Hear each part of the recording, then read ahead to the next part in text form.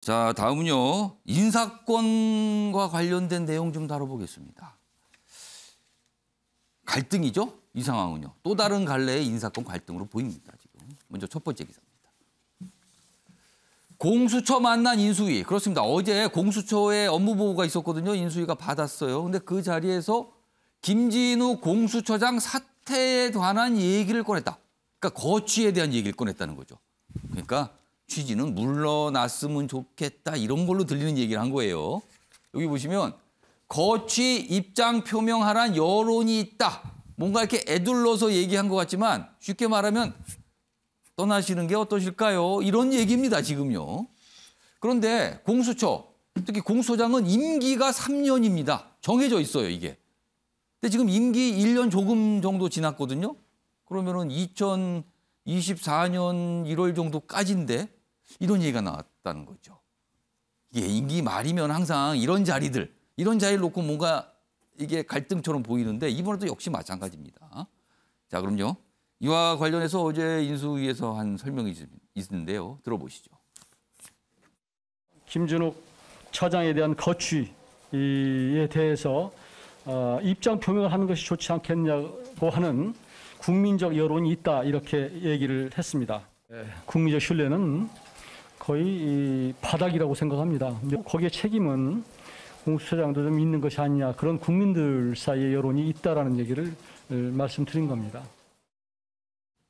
자, 그리고요. 다음 기사는 또 다른 갈래의 인사권 갈등으로 보입니다. 자, 4조 세금을 수혈한 대우조선. 산업은행 앞세워 자리 나눠 먹기다. 앞서서 일면 기사 때 잠깐 소개해드렸어요. 좀 더 보죠. 이 기사는 문재인 정부의 또 알박기라고 묘사하고 있습니다. 2차례 자제 요청을 했다, 인수위가. 그런데 강행이 됐는데 요직을 두루 거친 인물을 대표로 선임을 한 거예요. 근데 지금 대우조선 이게 기업이 좋지 않거든요. 경영 상태가. 부실수주 책임 안 지고 승진했다. 이렇게 돼 있습니다. 그러니까 이게 좀 산은을 앞세워서 지금 마지막 임기 말 정부가 뭘 한 거 아니냐. 뭐 이런 내용이에요. 그런데 이 산업은행 설명은 대우조선은 상장 기업입니다. 함부로 인사개입 못합니다. 이렇게 해명을 했어요. 그런데 이 대우조선은 정부의 세금이 4조나 들어간 기업이다. 그러니까 사실상 정부 영향권 안에 있는 기업 아니냐. 이런 거죠. 자, 박찬환 교수님. 그러니까 이른바 압박하는 자와 버티는 자. 그리고 임기 말 막판 인사. 이 갈등인 거예요, 지금요. 그런데 이거 사실 정권 교체기마다 있었던 이거 이번에도 어김없이 나옵니다. 그럼 향후에도 또 나올 겁니다. 이건 뭐 어떻게 제도적으로 좀 해야 되는 방법 아닙니까? 그러니까 항상 나가라. 무슨 소리입니까? 임기가 법으로 규정돼 있는데 무슨 소리입니까? 그리고 이쪽에 왜 하십니까? 무슨 소리입니까? 이거 민간기업입니다, 어머니. 이겁니다, 항상 싸움이. 이거 어떻게 봐야 됩니까? 뭐 최근에도 환경부 블랙리스트, 산자부 블랙리스트 이래서 또다시 논란이 불거졌습니다. 정권 바뀔 때마다 이런 일이 곳곳에서 벌어집니다. 심지어 독립기관인 검찰총장, 공수처장에까지 이 얘기가 나오고 있습니다. 자, 참 보는 국민들이 굉장히 불편합니다. 자, 이번 기회에 우리 또 미국처럼 아예 공공기관장이나 이런 기관들의 대통령 임명직의 그런 기관장들을 아예 대통령 임기와 함께 가는 게 어떠냐는 얘기도 나와요. 차라리 그냥 한꺼번에 바뀌면 다 바뀌는 걸로. 그렇죠. 그래서 미국 같은 경우에는 대통령이 임명하는 자리가 한 7,000자리 정도 되는데 임기 딱 시작할 때 그 7,000명에 대해서 누구 임명 쫙 하면서 거기다가 사유를 다 공개합니다. 어떤 사유로 이 사람을 여기 임명을 했는지. 그러면서 임기 끝남과 동시에 다음 대통령이 또 인사를 합니다. 그럼 그 자리들은 따로 임기에 대한 규정이나 이게 없는 경우가 많은가요? 그러면? 그렇죠. 그런 측면에서 본다면 우리가 임기가 지금 계속 엇갈려서 대통령 임기와 공공기관장 임기가 엇갈려서 있다 보니까 이게 계속 밀리고 있거든요. 그러니까 어느 한 정부에선가는 끊어줘야 돼요. 이걸 끊어줘가지고 임기를 가급적이면 대통령 임기와 맞추고 그리고 그냥 국민들이 다 모르니까 왜 그 사람이 그 자리에 임명됐는지에 대해서 대통령이 책임지고 이러이런 이유로 이 사람을 임명했습니다라고 해놓으면 나중에 이 사람 이거 아닌데 이런 후속 작업들이 또 이제 갈 수도 있는 거고 또 추후에 그런 역할을 했는지에 대한 검증도 될 수 있는 예. 평가도 될 수 있는 부분이 있기 때문에 언제까지 이런 논란이 계속 반복할 거냐. 우리도 대통령 임기와 공공기관장 임기를 아예 같이 가는 거를 이번 윤석열 정부에서 많이 봤잖아요. 과거에 예. 그런 거. 그러니까는 좀 야당과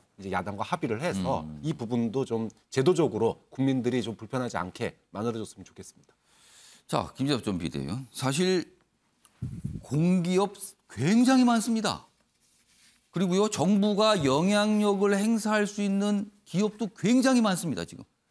정권 교체기마다 거기에서 항상 벌어집니다. 그리고 아까 공수처 같은 공적인 기관의 자리에서도 이런 일이 벌어집니다. 지금 어떻게 해야 되나요?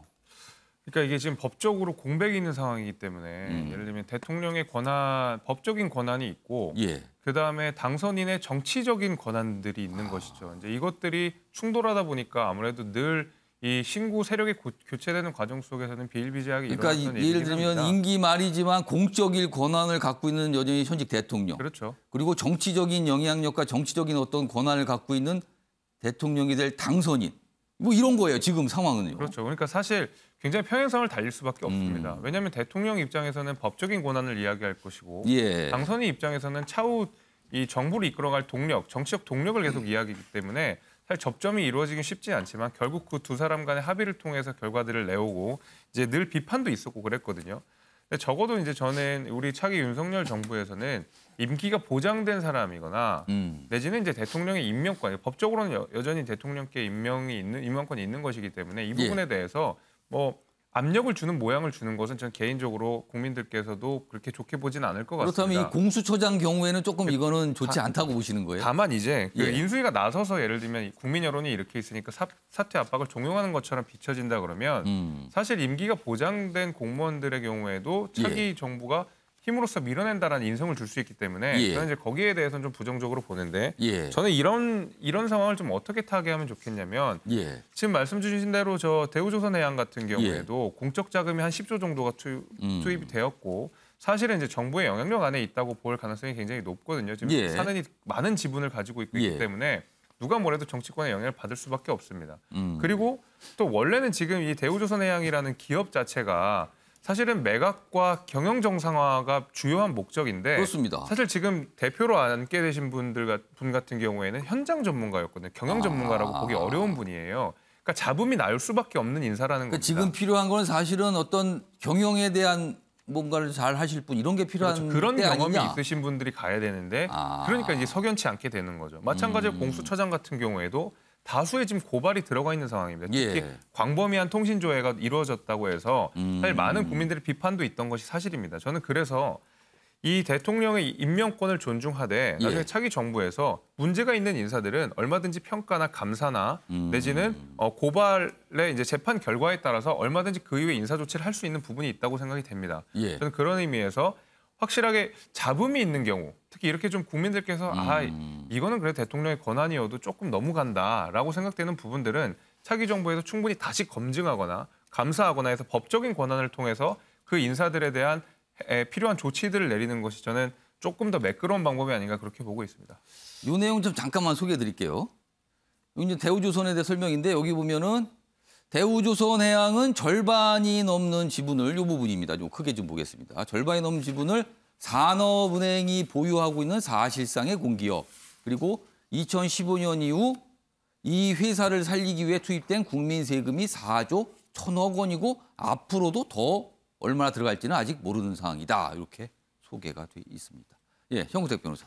대우조선 같은 건 말씀하신 것처럼 산업은행이 과반수 이상 주이다 보니까 결국은 산업은행이 영향력을 행사하는 거 아니냐 뭐 그럴 수는 있다고 보는데 결국 근데 이제 주주총회에서 선정하는 거거든요. 예. 주주총회에서 선정하는데 뭐 임원들 선정하는 거를 뭐 예를 들어서 어느 영향력을 행사 저는 뭐 할 수는 있다고 봅니다. 왜냐하면 실제로 있었을 것 같아요. 왜냐하면 대우조선해양이 사실은 대주주인 셈이잖아요. 그렇죠. 지금요. 대주주인 셈이 때문에 영향이 없다고 볼 수 없는데 또 이게 어찌 보면 근데 상장 회사가 민간 회사거든요. 민간 회사인 입장이기 때문에 정부에서 인수위에서 예를 들어서 선정하라라 말아라 할 수 있느냐 이제 그런 문제가 생깁니다. 산업은행을 통해서 하는 건 모르겠지만 인수위에서 직접 하는 경우에는 민간 기업에 대한 침해가 될 수 있는 것이고요. 그러니까 아까 김지섭 전 비대위원이 말씀하신 어떤 법적인 권한이 있어서 그게 대 인사를 하는 거냐 아니다. 정치적인 어떤 상황, 정치적인 예를 들어서 영향력을 갖고 있어 그런 거. 이런 또 이게 싸움이거든요. 왜냐면 이제 국민연금이 예. 뭐 예를 들어서 그 전에 뭐 스테이트 코드로 얘기했을 때에도 그 행사하는 게 맞느냐 안 맞느냐 예. 비슷한 겁니다. 정부가 민간 기업에 개입하는 건 마찬가지인데 저는 이제 김재섭 위원님의 말 중에 조금 위험하다고 보는 게 그러니까 예를 들어 공수처장의 임기는 보장돼 있잖아요. 예. 환경부 지난번에 블랙리스트 사건도 그겁니다. 임기 보장돼 있는데 안 나가. 그러니까 감사하고 고발하고. 그렇죠. 뭐가 압박을 한 게 그렇죠. 문제가 된 압박을 거죠. 하면서 결국은 이제 나가게 하고 그게 결국은 직권남용이 됐던 거거든요. 예. 지금 근데 이제 그렇게 생각하고 그렇게 몰아갈 것 같아요. 보니까 나가라 사퇴 압박 아니라고 하지만 뭐 그런 여론이 있다 말하지만 이용훈이 얘기한 건 나가라는 얘기 마찬가지잖아요. 지금 뭐냐면 지난번에 이제 검찰총장도 그 얘기가 나왔단 말이죠. 예. 근데 만약에 안 나가. 그럼 이제 그 다음에 이제 다른 조치, 뭐 감사를 한다든지 아니면 뭐 조사를 한다든지 고발을 예. 한다든지 수사를 한다든지 그게 되면 그게 바로 직권남용이 되는 그러니까 거예요. 이게 정권 교체기마다 반복되는 일이에요 지금요 이게. 근데 이제 그 전에는 이게 형사처벌까지는 안 갔어요. 근데 이번에는 이제 형사처벌까지 갔단 말이죠. 그럼 당연히 예를 들어서 감사, 수사, 조사, 고발 들어가 수사하는 순간 직권남용 얘기가 나옵니다. 그러면 그거에 대해서 고발하는 사람도 있을 거예요. 그런 부분에 대해서 굳이 저는 그렇게까지 몰아갈 필요는 없다고 보고 있습니다. 어렵습니다. 이게 권력 교체기마다 이렇습니다 지금. 그러니까 이건 또 다르게 보면요. 그만큼 대통령의 권한이 막강한 거다. 이 뜻으로 연결이 됩니다. 이른바 제왕적 대통령 얘기입니다. 이게 또 해소 안 되고 있습니다.